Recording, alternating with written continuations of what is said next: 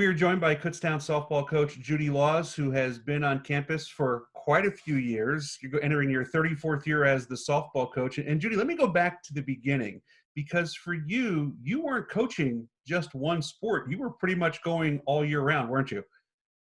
Yes, even softball is all year round, but I was the head tennis coach, assistant basketball, and the head softball coach. So I was, going from one season to the next and overlapping a couple. I'd have pitchers down in the rifle range pitching while we were upstairs on the basketball practice. So it was fun stuff. When you look back, and obviously it would be tough to do something like that now, but how much did that experience help you in the long run? You know, multitasking is always something you're doing in coaching. Just, keeping close contact with your players, even when you might be out of season, I think is always important. And you learn those, I just learned those values early, and how to manage them to help the teams. 34 seasons. Was there ever a time, or maybe multiple times, where you thought, maybe I want to do something else besides coach softball at Kutztown? Well, when I first took the job, I honestly thought I would do it for like 3 to 5 years. And obviously it's been really rewarding, very fun. So many fun times, good memories. So once I got started, no, I never looked back. There are so many memories over those years. Can you narrow down a couple that really stick out for you? There are so many memories. Obviously winning a conference championship, divisional championships, going to the World Series a couple times. Those are, special for a team. But I mean, just the memories of fall ball starting, getting to see all your new players that come in, how they mesh when you go and play games in the fall. Spring break trips are always like awesome. I mean, we've been going to Florida or North Carolina, different places south, and you're either jumping in vans back in the day, driving straight through, or with 20 girls, and or jumping on a bus now. So that's always really exciting. It's the beginning of a new season, and you have so many other experiences when you're away with them for 10 days or whatever, besides just being on the ball field. And then, like summer camps are always a fun thing. My players usually help me work them. We live in the dorms together for a week, get to go back and feel like a college student. Yeah, it's good stuff. So there's a lot of memories, so many. You've built this amazing program, Judy, and you certainly had some phenomenal individual talent along the way. But was there a turning point for you where you kind of saw the program going to where it is right now? I think once I kind of matured a little bit, I was maybe 23 when I started. So in my 30s, I was like, I really started working at this and figuring it out, because I didn't really have role models other than some coaches when that I had as an athlete.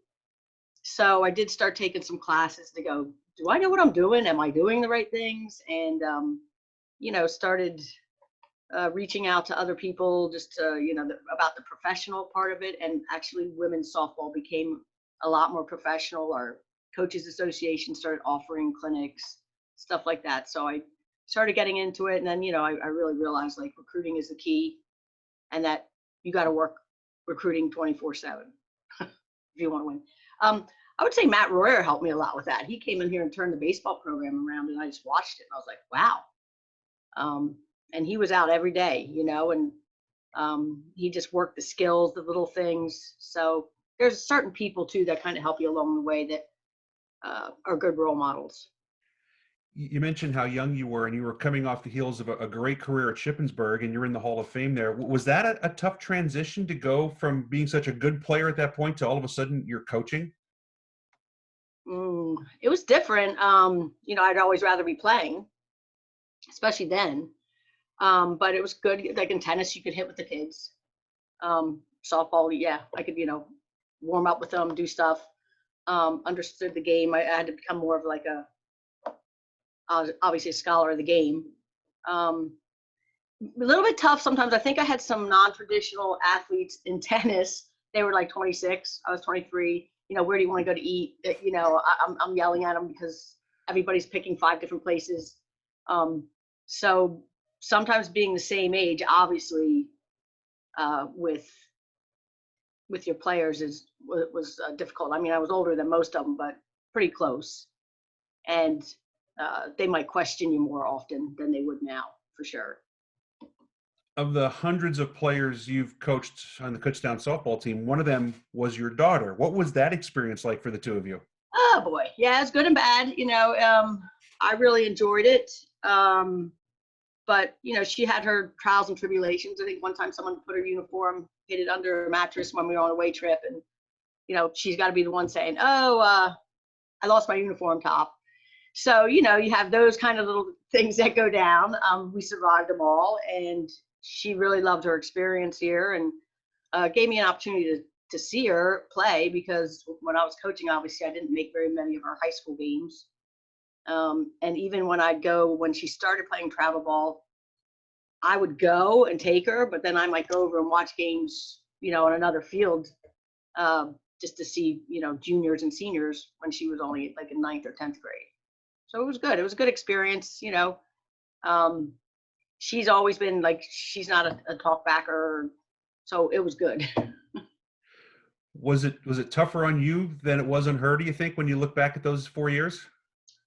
It was tough on both of us at times and great at times.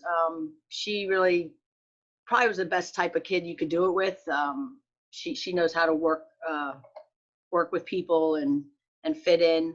And she just loved Kutztown.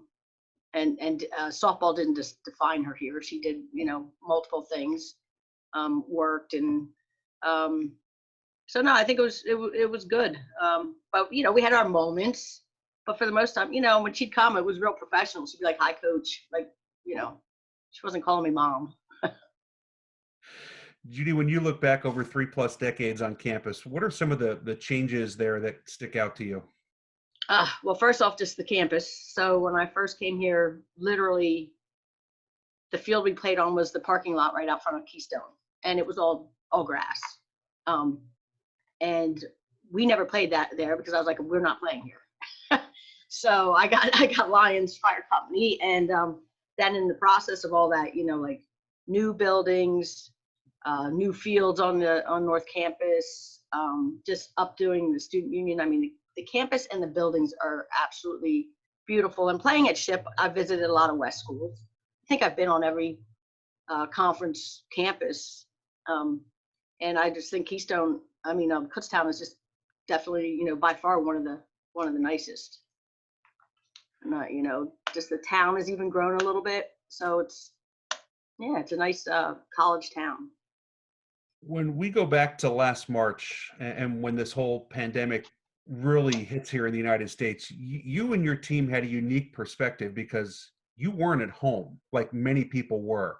What was it like being so far away from home when you get that news? We were just like bound and determined to finish our schedule. Like that's front and foremost. I think the whole thing was surreal to most of us. And we're playing games, and then we're ready to play a team, and they're like being called by their AD like 5 minutes before we're starting the game, like, "You got to get on your bus and come home." And I'm like, how could anything be that urgent? So it was kind of shocking. It didn't really settle in till we were probably driving back on the bus. And like when we were down there, literally we were like a minor league baseball team. We stopped in North Carolina and went then all the way to Miami, and we were going to different schools and then a complex. So it was a really successful trip. We were like 11-2, and I really couldn't believe that we were shutting everything down. I mean, I didn't think it would last. So it was, different. I know there's an emphasis to try and get the spring season in this year, within reason, because you lost almost everything last year. What do we know about what the 2021 schedule for Kutztown softball might look like? So we definitely know it's going to be, our conference schedule is set, and we went to 2 divisions from 3, so it's 32 games as long as Westchester stays in. There's up and down whether they're going to compete or not. So that, and the NCAA did lower our number of games, I think, to 44. So usually it's 56. So we're limited in games. So like normally I would be heading south 3 times for about like 15 to 20 games, which is a good chunk, which I like to do before we start our conference. So that's probably not going to be in. I mean, I'm going to try to hook up something in Myrtle Beach, but I might get nixed. I don't know. So I'm working on things, but we do have a schedule. Hopefully all goes well and we get to play. You talked about the really good start you had last year down south, and it was a fairly young team. What are your prospects looking at your roster for the coming season? I think better. I'm always cautiously optimistic, and I didn't have a fall to like kind of bump me back down like you're. So just I think there are some spots like speed that I improved upon with my recruiting. I thought like last year we really didn't have much foot speed, so I brought some people in that had some more speed. Outfield was a little shaky. I brought some new outfielders in, and then we only had one person graduating. So we still have a big core of them back, and then I want to say 6 or 7 new gals. I just unfortunately didn't get to see them play this fall. I know you've had an emphasis on recruiting your own backyard in the Kutztown area. How good is the high school softball that you get to see in southeastern Pennsylvania? I think southeastern Pennsylvania is very good. Lehigh Valley, we've got quite a few kids from there now. District 1, we're always down there. And then Berks County, we usually have 1 or 2 if we can get them to stay home. A lot of times kids want to go away. But now even I think we're seeing more wanting to stay a little bit closer to home. So that's working in our favor. We even have a couple cold cracker kids, from up in the Wilkes-Barre area and stuff, on Nanticoke. So we really focus a lot on PA. We'll hit New Jersey a little bit, and then we get occasionally a Canadian, or I have a kid from Vermont. So get a mixture, but we really recruit southeastern Pennsylvania pretty hard. When you get to the level where your program is now, where you're a constant threat year after year, is it tough to stay at that level, not only from winning on the field, but recruiting as well? I think it's easier because you get that, people expectation, your players do, if they've been a part of it, and you try to say, guys, this is our tradition. Let's, and maybe make them feel bad if they're not like living up to it. And I just think I get hungrier, and it probably feeds over to them that we want to stay, in conference playoff situations and in championship situations, and what do we have to do along the way? What process do we have to do along the way to get there? And we're pretty set in that. I might get a little switched up this year because we can't come back and practice early and do a lot of things that we normally do. But neither can anybody else, I don't think. We talked about, Judy, how Kutztown has changed over the time you've been there. What about the actual game of softball at this level? Has there been a lot of change there? Well, you have a lot of different philosophies, and they change, people's philosophies, and they change. Some people are just looking for power hitters, and the small game when Arizona was bunting like crazy and slapping. It kind of goes in cycles, but I think the game's the same. More girls are playing. So many girls are playing. It's pretty amazing. So there are, I think, more girls than spots in college. So it is really competitive. And I think, Kutztown is now a destination that a lot of young women want to come to.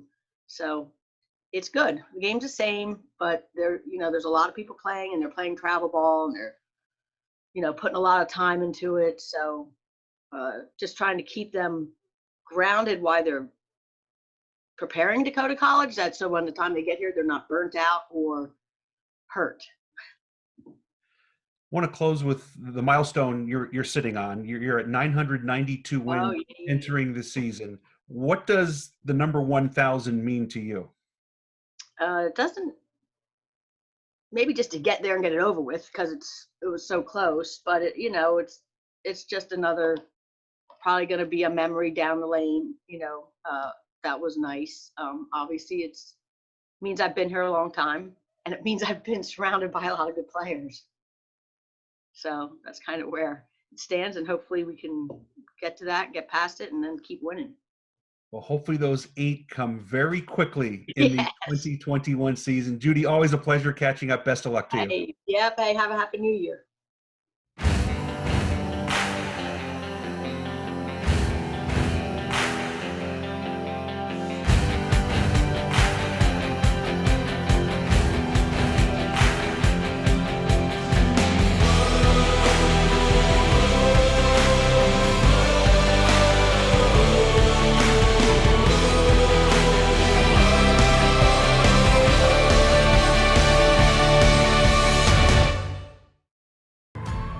It starts as a golden bear, but where you finish, that's untold.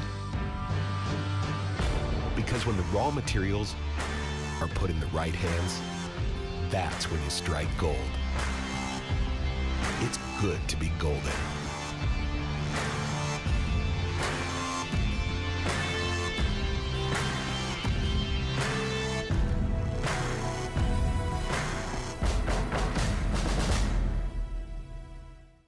Joined by KU baseball coach Eric Folmar, who just finished his first season, kind of, with the Golden Bears. And that's where I want to start, Eric, because it was a truncated season, obviously. But what have you learned about your program in the short time you've been on campus?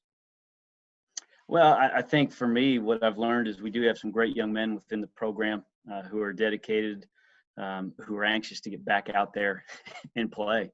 It was obviously a shortened season, as you said, for all the spring sports. And I think we probably are all saying the same thing, that we're all very, very anxious to be able to get back to something this spring that is somewhat normal and get our guys back on the field and get a chance to do the things we love.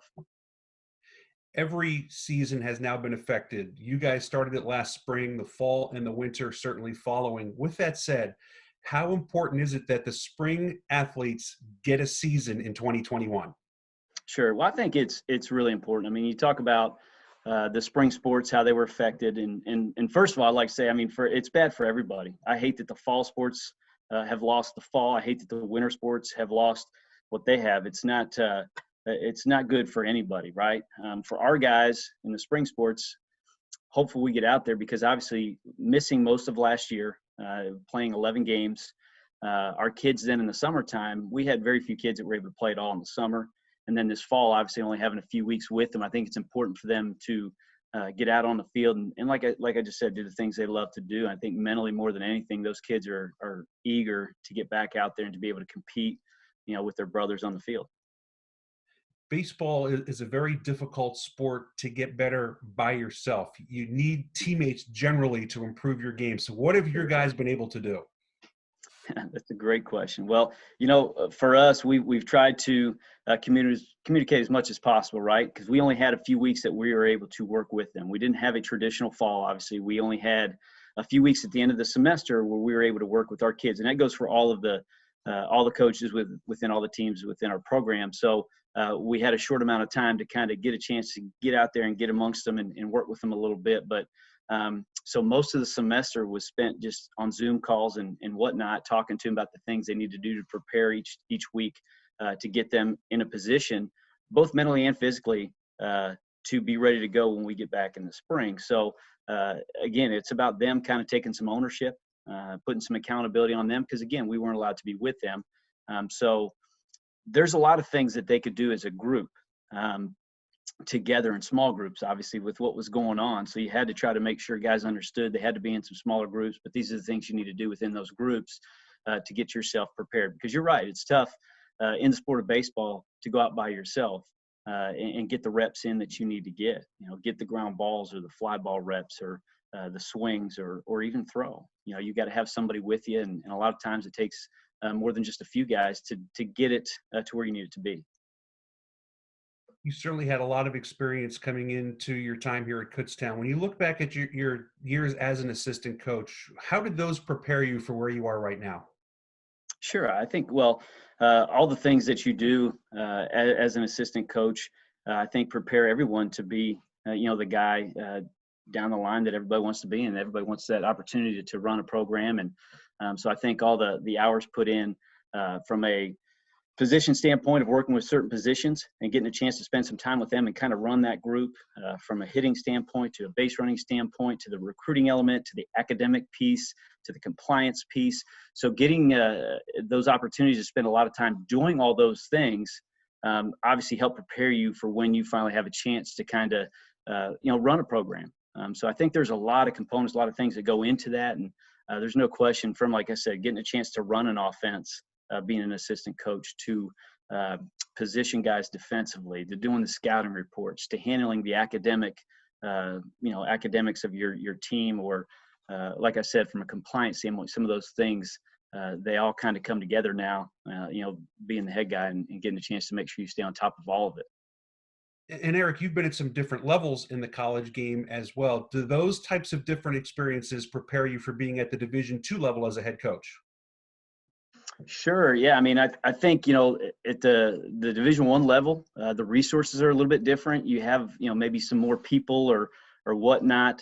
So that, they're, like I say, when we're helping with the academic piece, it's a matter of me kind of working with our academic advisor who's in charge of the baseball team, for us, we kind of are that academic advisor that spends a lot of time with our kids, making sure they understand what they have to do from a compliance standpoint, to a GPA and progress towards degree and all those things, where before it's kind of going, hey, you need to go see academic advisor, you need to go see compliance officer, things like that. And we have some great people in place at Kutztown that do a wonderful job.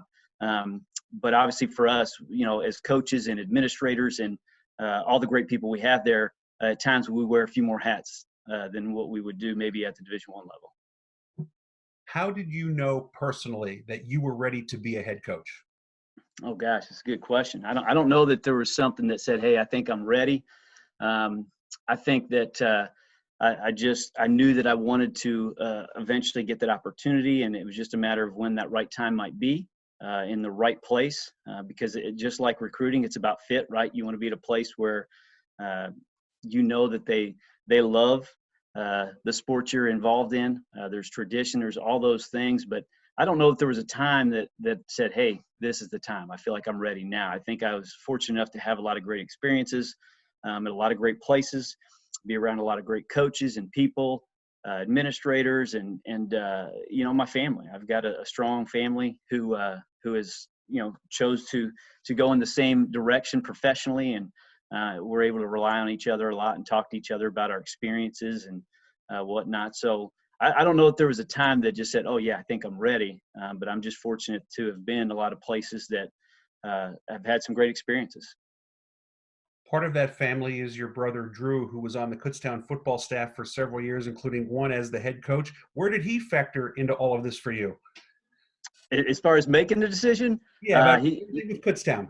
Sure. Well, and I think fortunately, when he was coaching at Kutztown, I was able to get to some of the games in the fall and spend some time down at Kutztown with him, his family, and watch some of the football games, some of the playoff runs they had. I was able to be at some of those games. And so there's no question I was able to speak with him about his experience and the things that, he enjoyed at Kutztown, and obviously talking to him and hearing all those great things, which I had known a lot of them before, because again, I had been down and visited and been at some games.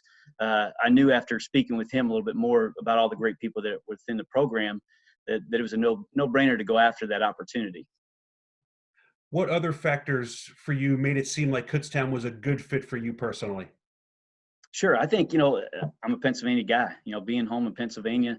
Number one, I'm very, very proud of the state. I'm very proud of the baseball within the state, the coaches, the people, the pocket. It's a great pocket. There's great baseball all around Kutztown. You could go any direction and find really good baseball. And we've been fortunate to have some great players over the years, some great coaches over the years that are local or from around the area. And obviously that won't change on our end. So there's so many things for me that drew me, being a Pennsylvania guy, being able to come home to Pennsylvania, a great state, great baseball, a great conference, a great area. with great baseball around it. There's so many things that really were just, it was really easy to kind of say, hey, I'd really like to get in the mix. Let me ask you kind of a two-part question, and the first part being, in the short term for you, what are the goals that you want to address with your program? Sure. That's a great question, and I think a lot of times for us when we start the fall, we look at those goals to make sure from when we start to where we end. Now, for me coming in, the thing that I wanted to do is when we got in is just make sure we had the right kids in the program. That doesn't mean there weren't the right kids. It means for us moving forward, the kids we recruit kind of bought into the philosophy that we were going to present to them, and that was that we're just going to be very blue collar. We're going to work really hard, and we're going to get after it. So I think those are the things that we, as we got in as a staff, we sat down and said, look, this is what's going to be important for us to make sure they understand that this is how we're going to do things. We're going to work our butts off, and that guys kind of bought into that. And when I got in last year, the guys were great, man. They really embraced kind of what we were doing, and they have been awesome. So I think for us, short term is just make sure we're going out and get the right fit. Kids that are blue collar, that want to work, that are good students, and that are good people off the field too. And then take it long term. If you can maybe go 4 or 5 years down the road, where do you want your program to be? Well, I think I like all coaches, I'm probably not alone in this, right? We want to be in 4 or 5 years down the road, established a culture that is producing great young men that are graduating with a great degree and winning championships.